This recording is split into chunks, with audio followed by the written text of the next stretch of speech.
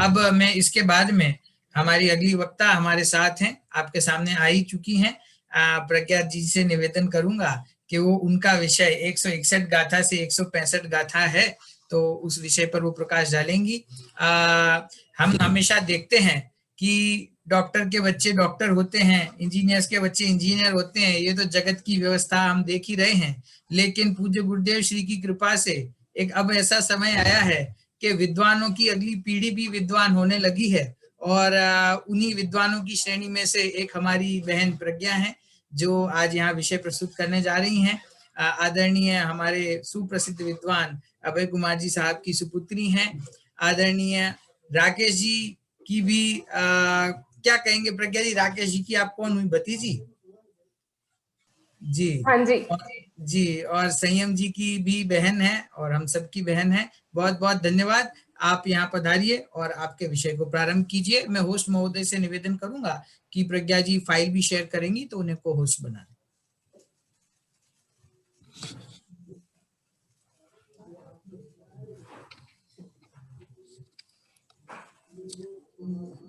जय जिनेन्द्र। माननीय अध्यक्ष महोदय, अतिथिगण, विशेषज्ञ विद्वान देवेंद्र जी भाई साहब और मौसा जी, राकेश जी भाई साहब, और जो कि हमारी संगोष्ठियों के जनक हैं, फिर संचालक महोदय, हमारे भाई अमन जी, भाई संयम जी, और भी जो अनेक विद्वान जो हमारे साथ जुड़े हुए हैं, सभी को जय जिनेन्द्र। और जो श्रोतागण हैं उन सभी को जय जिनेन्द्र। मेरा इस संगोष्ठी में विषय है प्रवचन सार की गाथा 161 से 165 तक की गाथाएं। इन गाथाओं में जैसा कि अभी चर्चा चली रही थी, पुद्गल का वर्णन है। तो ये पुद्गल कैसे काम करता है, क्या काम करता है, वो भी हम देखेंगे।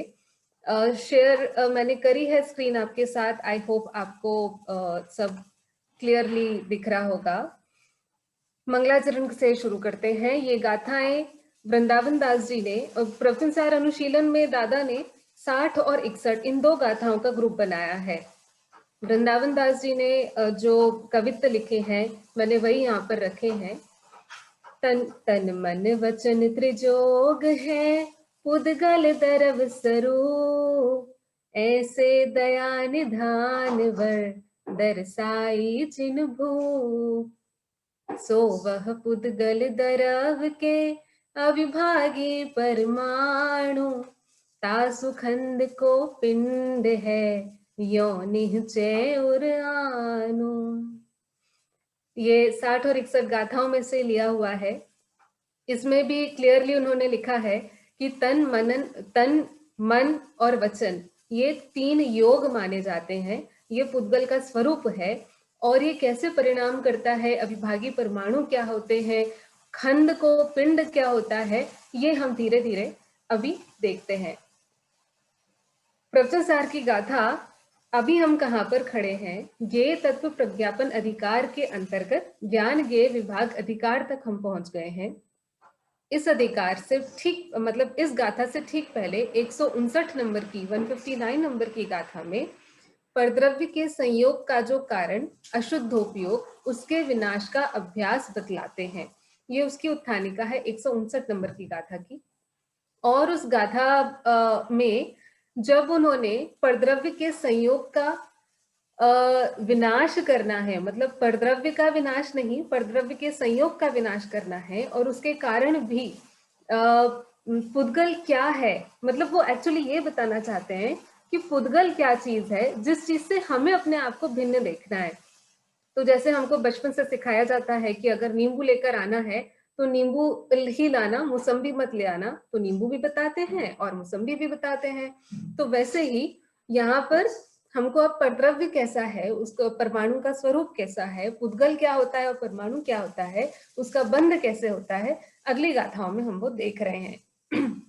तो जैसा 160वीं गाथा में संयम जी का भी विषय था, शरीर वाणी मन पुद्गल द्रव्य हैं, अतः परद्रव्य हैं।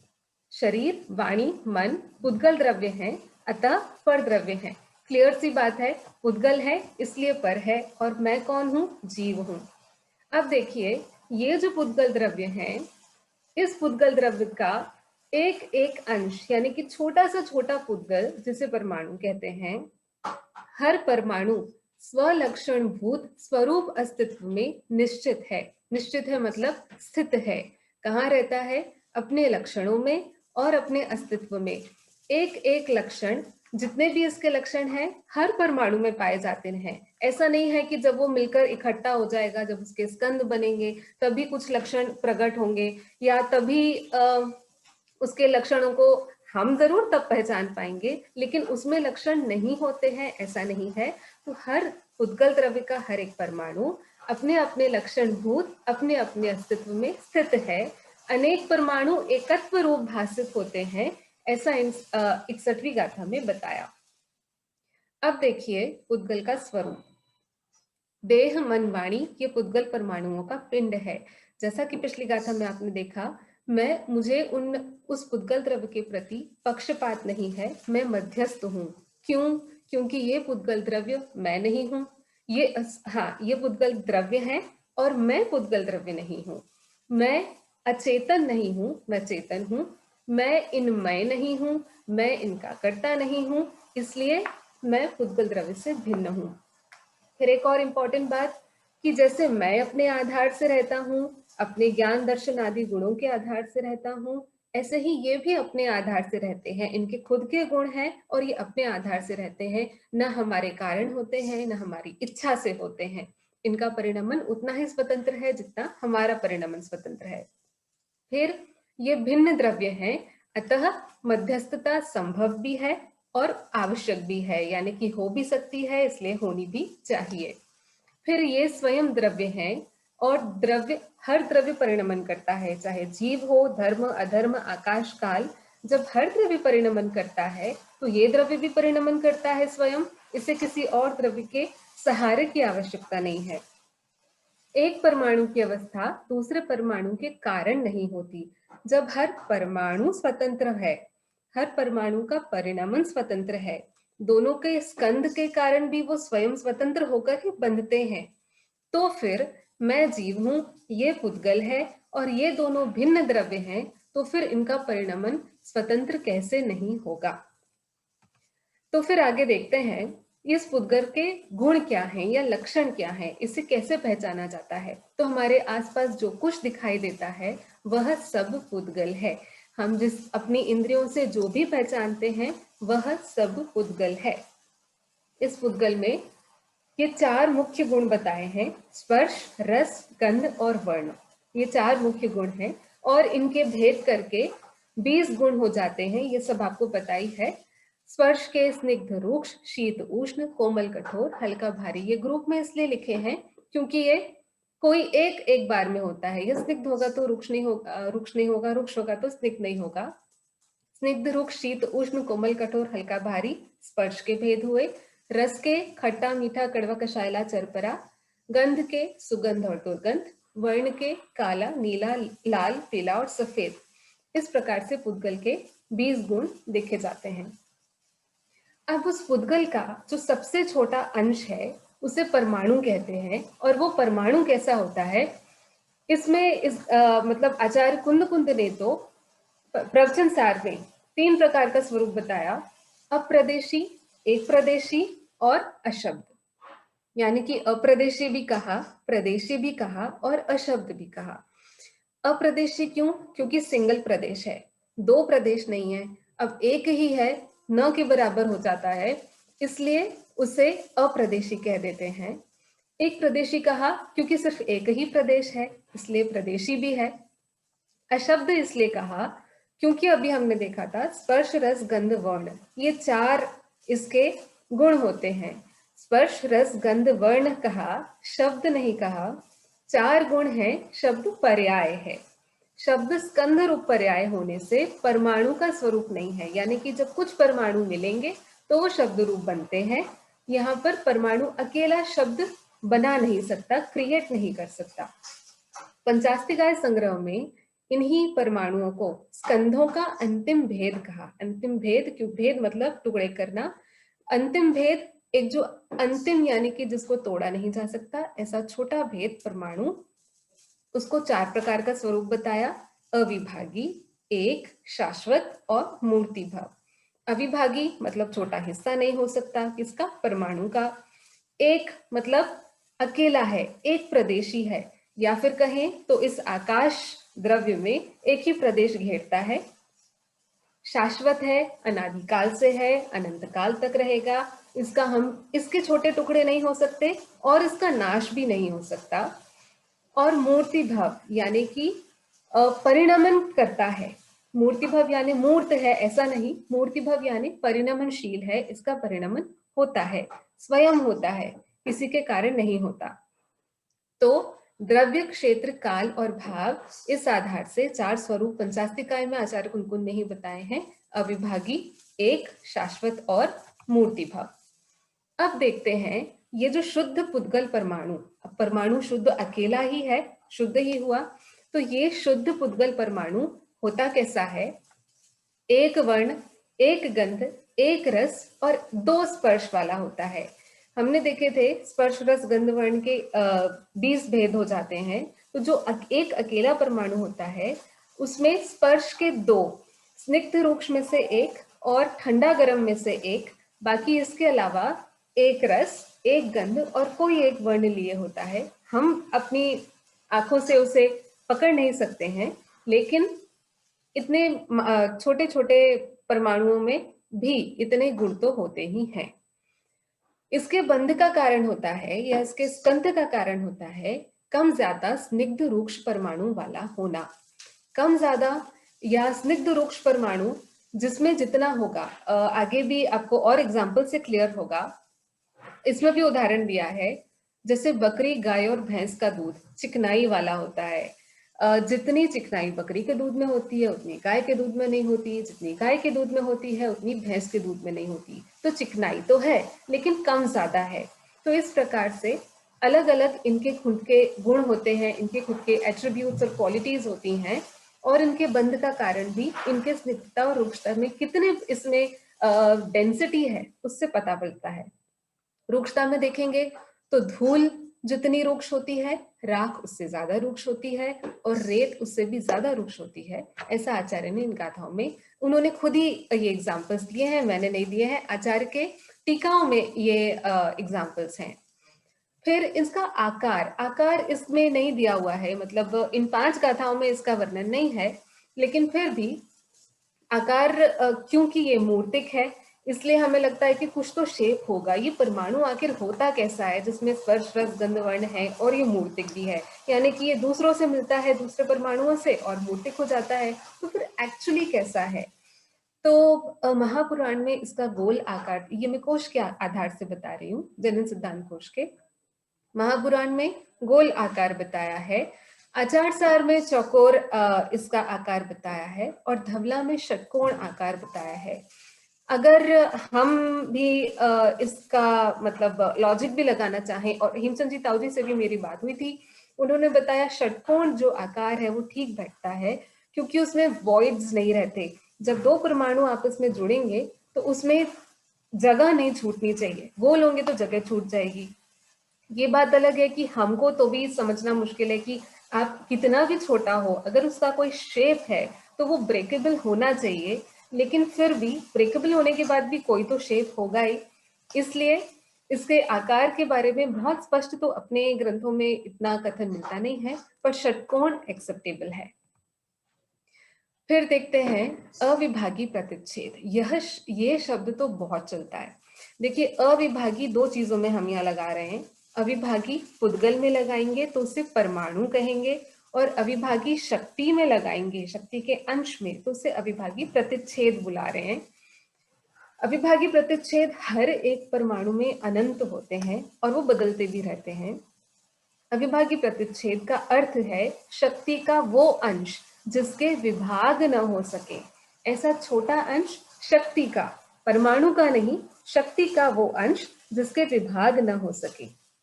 अब ऐसी शक्ति वाले अविभागी प्रतिच्छेद, हर परमाणु में अनंत अविभागी प्रतिच्छेद हैं। ऐसे शक्ति वाले जब परमाणु आपस में स्वयं परिणमित होते हैं, परमाणु जब स्वयं परिणमित होता है तो पिंड पर्याय रूप परिणमित होता है। पिंड पर्याय मतलब स्कंध पर्याय, जब वो मिलकर पिंड यानी कि इकट्ठा हो जाता है तो वो एक से अधिक, दो अथवा अनेक या अनंत प्रदेश रूप भी हो जाता है। बंध का कारण अमृत चंद्राचार्य ने बताया कि ये जो स्कंद रूप बंध होता है ये स्पर्श रस गंध और वर्ण के कारण ही बंध को प्राप्त होता है। और इन्होंने, आप ध्यान से देखिए, वर्ण 5 लिए, गंध 2 लिए, रस 5 लिए, पर स्पर्श 8 नहीं लिए, कोई 4 ही होते हैं एक बार में, और इन्हीं के कारण वो बंध को प्राप्त होता है। अब इस परमाणु के परिणमन का कारण क्या है, मतलब ये किस प्रकार से परिणमित होता है। तो एक बहुत अच्छी लाइन इसमें लिखी हुई है अनुशीलन में, पुद्गल की अनुभूति पुद्गल को ही होती है। पुद्गल की अनुभूति कैसे होती है? एक तो हमें जो अनुभूति फील होती है, मतलब जीव का अनुभव तो हम कर नहीं रहे हैं, हम जो भी स्पर्श रस का हम अनुभव करते हैं वो करते हैं स्पर्श का। तो देखिए, जब दो परमाणु आपस में स्पर्श को प्राप्त होते हैं तो वो द्विप्रदेशी कहलाते हैं। एक परमाणु दूसरे परमाणु से मिलता है तो वो त्रिप्रदेशी कहलाता है। और इस प्रकार n नंबर का, यानी कि अनेक प्रकार का परमाणु, अभी देखा आपने अनंत प्रदेश वाला परमाणु भी होता है, संख्यात असंख्यात अनंत, इस प्रकार से उसके स्कंद बन जाते हैं। तो पुद्गल की अनुभूति पुद्गल को ही होती है। यहाँ पर अनुभूति का एक और शब्द हम देख सकते, अर्थ हम देख सकते हैं। अनु मतलब उस प्रकार, भूति मतलब परिणमन। तो जिस प्रकार अभी बताया और जैसा उसका स्वरूप है, जैसा उसके गुण और लक्षण है, उस प्रकार उसका परिणमन होता है। तो पुद्गल का जो परिणमन है वो पुद्गल के ही कारण होता है। और इसके गुणों की क्या खास बात है? तो स्निग्धता और रूक्षता और सम और विषम। जब इस प्रकार के जो क्या बोलते हैं, शक्ति अंश वाले परमाणु हमारे पास उपलब्ध होते हैं, हमारे पास मतलब व्यवस्था में उपलब्ध होते हैं, तो आपस में बंधने के लिए उन्हें +2 होना जरूरी है। यानी कि समान से 2 अधिक अंश वाला होने पर ही बंध होता है। समान से 2 अधिक यानी कि 2 + 4 का बंध होगा, 3 + 5 का बंध होगा। ये अभी हम और डिटेल में देखते हैं। इसके साथ ही परिणामक, ज्यादा शक्ति अंश वाला कम शक्ति अंश वाले का परिणामक होता है। जैसे दो हमारे पास कोई वस्तु है, यानी कि 2 वाला कुछ 2 शक्ति अंश वाला परमाणु है और एक 4 शक्ति अंश वाला परमाणु है, तो जो जैसा 4 है वैसा 2 का कर देगा। इसके लिए एग्जांपल इसमें दिया है कि मान लीजिए पेपर है, एक किताब है, उसमें जो पेजेस हैं वो आपस में चिपक नहीं जाते। क्यों नहीं चिपकते? क्योंकि वो सारे पेजेस रुक्ष हैं। उनमें जो रुक्षता है उन्हें आपस में बंद होने का चांस ही नहीं देती। लेकिन उसमें थोड़ा सा पानी डालेंगे तो वो हल्के से चिपकते हैं लेकिन वापस खुल जाते हैं। लेकिन अगर गोंद डालेंगे तो वो एकदम चिपक जाएंगे, फिर हम खोल नहीं पाएंगे।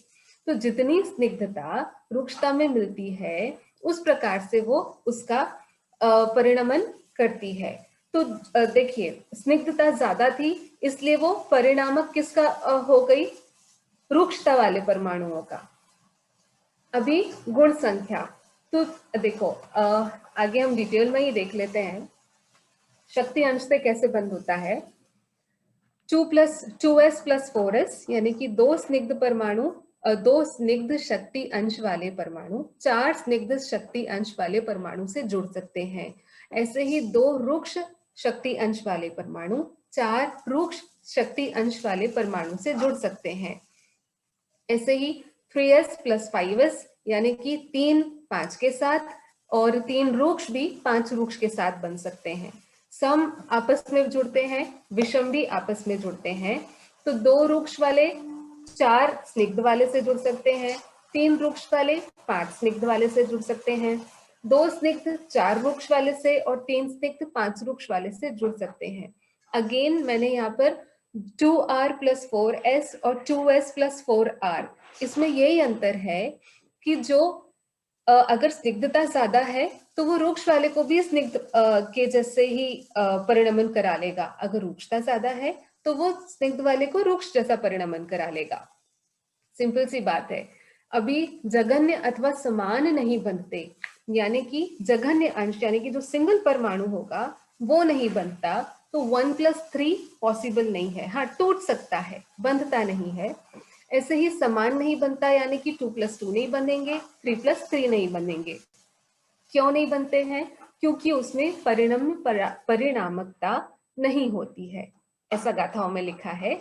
षटखंडागम में एक और दृष्टि से कथन आता है, उसकी चर्चा अभी हम यहाँ नहीं कर रहे हैं, बहुत हैवी स्टफ है ये अपने आप में ही। अब बाकी ग्रंथों में पुद्गल के भेद किस प्रकार से बताएं, बस इतना देखना है। तत्वार सूत्र में 5वें अध्याय में पुद्गल का वर्णन 23वें सूत्र से 37वें सूत्र तक किया है। उसमें ये जो हमने अभी बातें देखी वो सारी बात तत्वार सूत्र में भी लिखी है। और एक खास बात जो अमन जी ने भी कही थी, भेद और संघात से अणु और स्कंद बनते हैं, यानी कि जुड़कर या टूटकर अणु और स्कंद बनते हैं।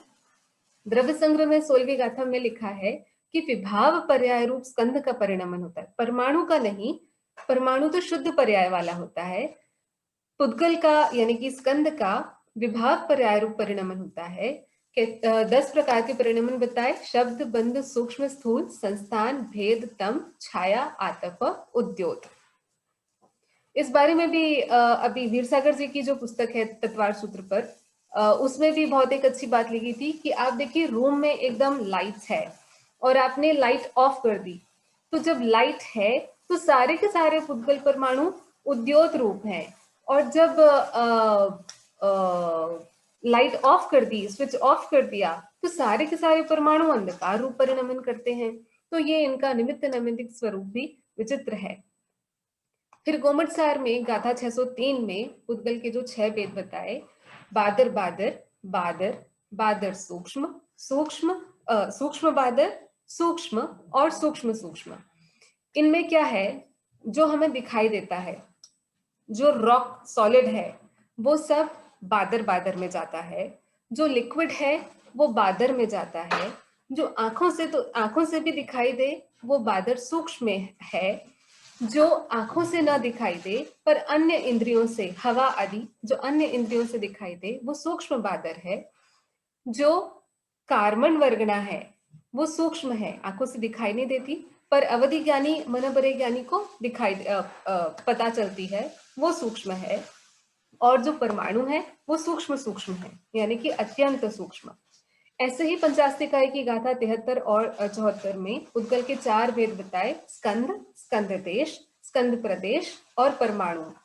तो आप कोई भी एक अगर स्कंद लेते हैं, उसका वो स्कंद है, उसका हाफ कर देंगे तो वो स्कंद देश है, उसका भी हाफ कर देंगे तो वो स्कंद प्रदेश है, और जो सिंगल परमाणु है उसे परमाणु कहते हैं। इस प्रकार से पुद्गल के भेद अन्य ग्रंथों में भी आए हैं, और भी कई ग्रंथों में वर्णन है, पर ये मुख्यतया हमने देखा। अभी इन द्रव्यों में बंध की व्यवस्था क्या है? द्रव्य की बंध व्यवस्था क्यों बात कर रहे हैं हम? क्योंकि द्रव्य बंध को प्राप्त है ना, हम तो यही सीखते आ रहे हैं पहले दिन से कि द्रव्य बंध को प्राप्त है और हमें प्रज्ञा छनी चलानी है।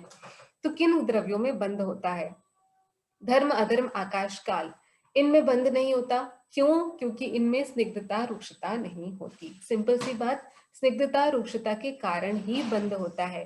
जो हमने 20 गुण देखे थे पुद्गल के, उनमें भी 18 के कारण बंध नहीं होता, स्निग्धता, रुक्षता के कारण ही बंध होता है। तो ये किस में है? पुद्गल में है। पुद्गल का धर्म है स्निग्धता, रुक्षता, और इसी कारण से यह बंध अवस्था को प्राप्त करता है। अब जीव, जीव में कहाँ है स्निग्धता, रुक्षता? ये तो पुद्गल का धर्म कहा, लेकिन राग और द्वेष, ये जो राग द्वेष है, ये स्निग्ध और रुक्ष परिणाम है जीव के, इनके कारण जीव में बंध होता है। लेकिन एक खास बात है, पुद्गल जो है ना, पुद्गल में जो स्निग्धता रुक्षता है, जो ऑथेंटिक स्निग्धता रुक्षता है, वो पुद्गल में है, और वो पुद्गल परमाणु आपस में बंध जाते हैं। जीव जो है, दो जीव आपस में नहीं बनते राग द्वेष के कारण। हाँ, भाव कर्म आप देखेंगे तो वो भी दो परमाणु वैसे नहीं बनते, दो जीव वैसे नहीं बनते जैसे दो पुद्गल बनते हैं। और राग द्वेष के कारण जो कर्मों के साथ हमारे जो परिणमन होता है, वो पुद्गल में स्निग्धता, रुक्षता, और हमारा राग द्वेष, इन दोनों के कारण बंध होता है, जिस बंध को हमें तोड़ना है। अब हम क्या करें, हमारा कर्तव्य क्या है?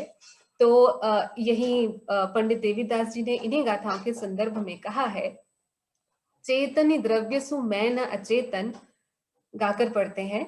चेतनि द्रव्य सु मैं न अचेतन, पुगल भाव जो दे निर्वारो, सूक्ष्म जो तन की परमाणु, या कोयह पिंड कियो न हमारो, मैं तिहि तेनेज ज्ञान स्वरूप, शरीर मई सुविकार ते न्यारो, पुगल द्रव्य स्वरूप सुदेह, न मैं तिहि को उपजावन हारो, मैं न तिहि को उपजावन हारो।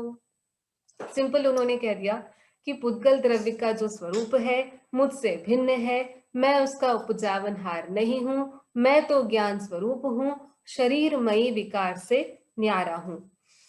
तो इस प्रकार से जो पंडित देवीदास जी ने कहा, जो पंडित वृंदावन दास जी ने कहा, जो अन्य आचार्यों ने कहा और जो कुंद कुंद देव ने कहा, उसका यही एक सार है, मैं चेतन द्रव्य हूं और ये अचेतन द्रव्य है, ये भिन्न भिन्न करना नहीं है, ये भिन्न भिन्न है। बस इतनी सी बात है। बाकी पुद्गल का स्वरूप बहुत बड़ा है, बहुत ज्यादा इसमें डिटेल्स हैं। इसके डिटेल्स को समझने के लिए 1-2 महीने शायद कुंभोज बाहुबली रहना पड़े या अन्य विद्वानों के साथ रहना पड़ेगा, और इसमें जो भी प्रश्न है इसके उत्तर मौसा जी और देवेन जी दे सकते हैं। जय जिनेन्द्र, थैंक यू।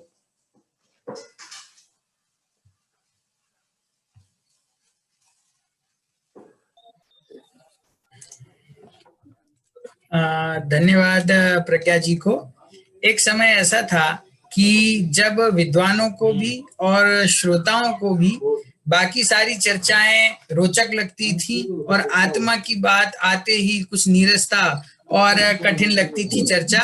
लेकिन अब एक ऐसा समय आ गया है कि जब हम भगवान आत्मा की बात सुनते हैं और उसके बाद में जब ये पुद्गल के विस्तार को सुनते हैं तो ऐसा लगता है हमारे भगवान आत्मा की बात, समय सार की बात कितनी सरल है। लोगों में एक ऐसी छवि है कि समय सार ग्रंथ तो बहुत कठिन है, लेकिन जब प्रवचन सार को पढ़ते हैं तो ख्याल में आ जाता है कि समय सार की बात बहुत सरल है और प्रवचन सार के विषय में उसको समझना, उसको सीखना वो थोड़ा सा ज्यादा कठिन है। फिर भी आपने प्रेजेंटेशन के माध्यम से बहुत सुंदर तरीके से, एकदम स्पष्टता से, आपकी वाणी की जो स्पष्टता थी उससे विषय जो है वो बराबर सभी को ख्याल में आया होगा, ऐसी मैं भावना भाता हूँ। और हमारे विशेषज्ञ विद्वान से आदरणीय देवेंद्र जी भाई साहब यदि वापस जुड़ पाए हों, हमारे आदरणीय जेपी जी दोषी साहब भी यही हैं और आदरणीय विद्वान राकेश जी भी हैं। मैं उनसे निवेदन करता हूं कि आपकी कोई विशेष टिप्पणी हो या फिर आप कोई प्रश्न पूछना चाहते हो तो आपका सादर स्वागत है। देवेंद्र जी भाई साहब से पहले अपना वक्तव्य ले लीजिए ना भाई साहब। देवेंद्र जी भाई साहब से वक्तव्य ले लीजिए, समय अपना हो जाएगा तो फिर वो रह जाएगा, नहीं तो फिर। जी जी, देवेंद्र जी को देखो ना, खोजो उनको। मेरे होस्ट से निवेदन है कि देवेंद्र जी यदि कनेक्टेड हो तो उन्हें कृपया सामने लाएं। नहीं, वो नहीं जुड़ पाए अब तक। नहीं जुड़ पाए हैं, ठीक है। जी जी, दोषी जी से वक्तव्य ले लें। हाँ, आदरणीय जेपी जी दोषी साहब से निवेदन करता हूं कि उन्हें ये गोष्ठी कैसी लग रही है उस बारे में भी हमें बताएं, आज का विषय और उसके बारे में आप यदि कोई विशेष बात हमें बताना चाहते हो या कोई प्रश्न पूछना चाहते हो तो आपका स्वागत है। सभी को जय जिनेन्द्र। मैंने तो अभी दूसरी जगह से अटेंड करने के बाद में भी 5 मिनट पहले ही ज्वाइन किया, क्योंकि दूसरी जगह भी कुछ कमिटमेंट था। लेकिन मैंने जो प्रज्ञा जी का जो प्रेजेंटेशन देखा मुझे बहुत अच्छा लगा और मैंने उसी से मैं अपना रिएक्शन किया था। बहुत ही सुंदर ढंग से उन्होंने प्रेजेंटेशन और चार्ट बनाया। और सबसे बड़ी बात मुझे उनमें ये अच्छी लगी कि धौला में भी अन्य विवक्षा है, क्योंकि हम प्रश्न करना चाहते थे लेकिन उन्होंने हमें प्रश्न करने से वही रोक दिया कि हमें पता है कि धौला में अन्य विवक्षा है। और जो हमारे वक्ता जो होते हैं ये अगर एक अन्य ग्रंथों का रेफरेंस देकर उसकी बात को भी प्रस्तुत करे तो वो सारे गुण जो है हमें प्रज्ञा जी में दिखाई दिए और मुझे बहुत अच्छा लगा। बहुत बहुत क्योंकि हमारी इस प्रवचन सार की जो गोष्ठी चल रही है उसमें 2 बातें बहुत अच्छी चल रही है। कि हम प्रवचन सार की गाथाओं का तो वक्ता बोल ही रहे हैं, लेकिन साथ में गुरुदेव श्री के प्रवचन का रेफरेंस आ रहा है, जयसेनाचार्य की टीका का भी रेफरेंस आया है कल भी और आज भी।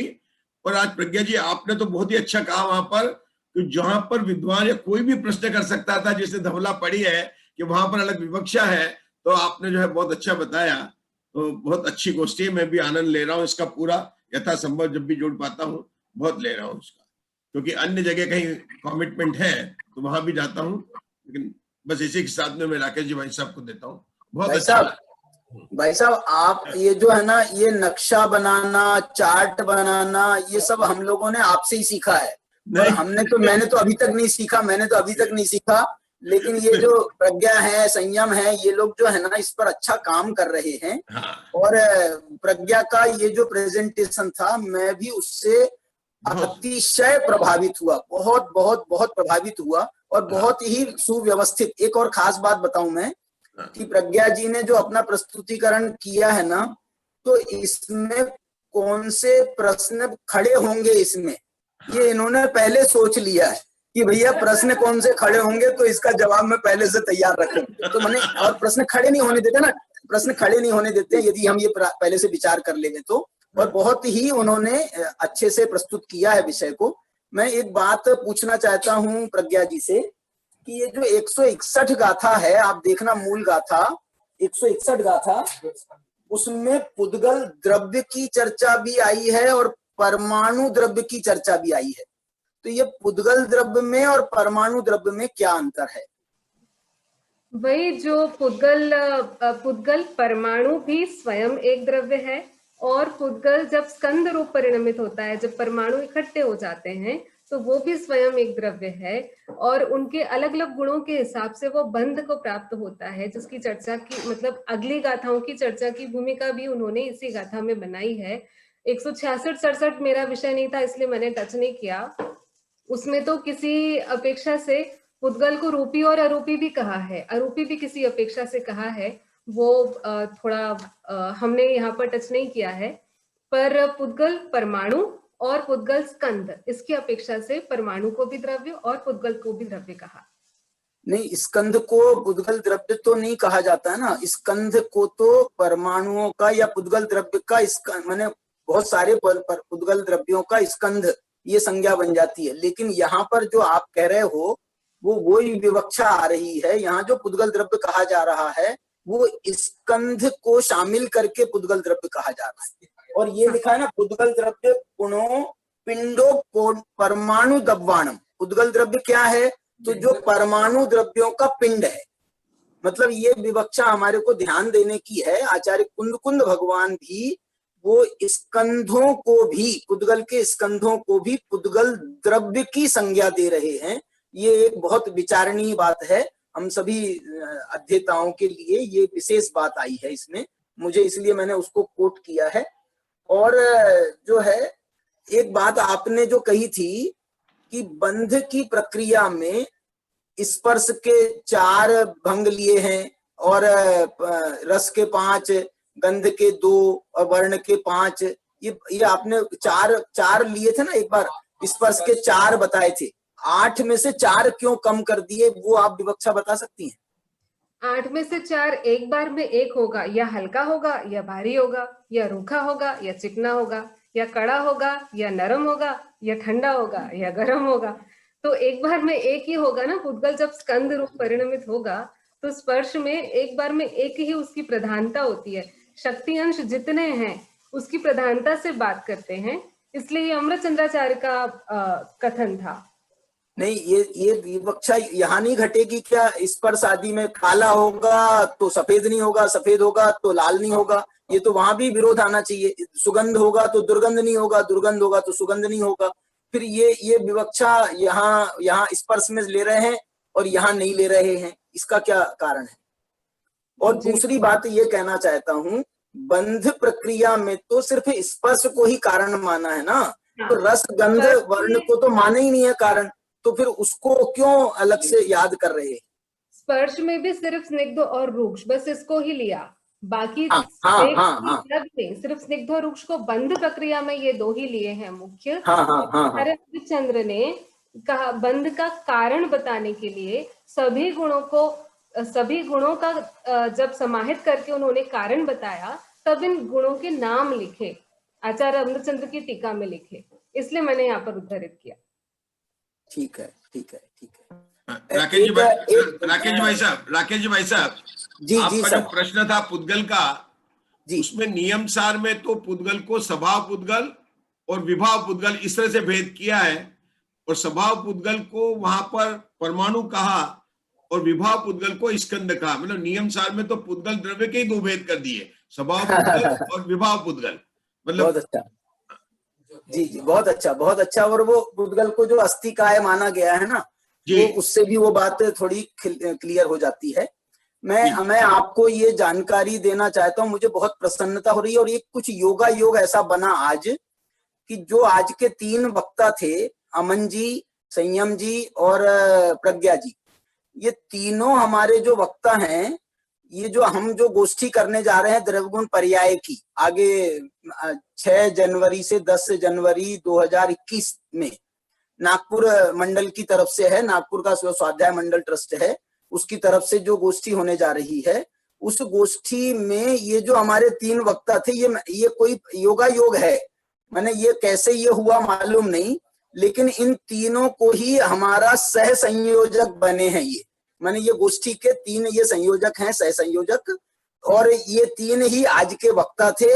और इन 3 से जो है चर्चा करने का भी मौका मेरे को ही मिला, तो जो है ये बड़ा अच्छा एक सुयोग था। आज पता नहीं कैसे हो गया, लेकिन बहुत सुंदर योग है। और इसके माध्यम से मैं आपको ये सूचना भी दे रहा हूँ कि आपको वो गोष्ठी का ध्यान रखना है, और द्रव्यगुण पर्याय की गोष्ठी के लिए अपना समय स्पेयर में रखना है। और एक बात और भी है कि जो लोग उस समय पर यदि कोई दूसरा कार्यक्रम नहीं फंसाया जाए, तो कम से कम जो है वो कार्यक्रम को हम जो है